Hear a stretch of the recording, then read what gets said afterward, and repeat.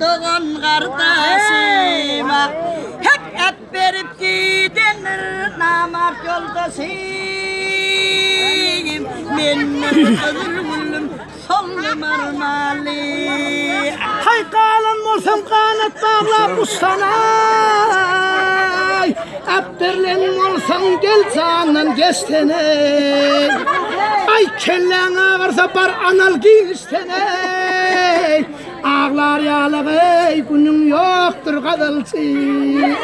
hep enemin atamın berene ödü onun tanrı canım alsa kavidi hep kırılıp men ney kızıl etireğin yigiti men mer kızıl gülüm sollum armali ay kadal bilen iyiliğinin doyurdun ay etrekte oturup iyiklere girdin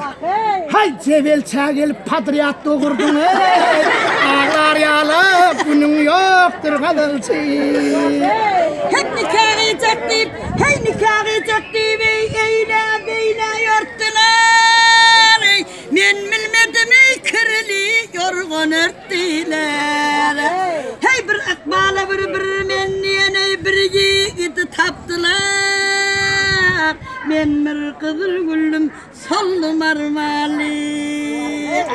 ay bir yaksen görmez kuru sevday yatıver çıgıtlap ağla çıgıydı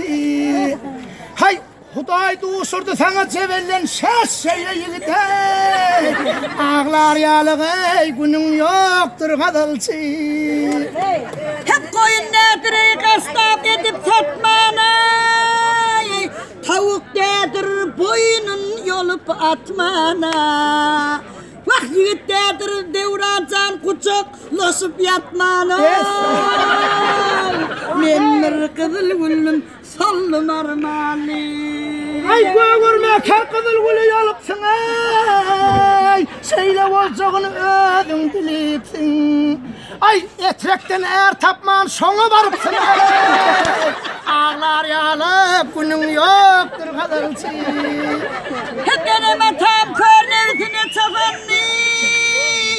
nirde yok korancı bana tafanir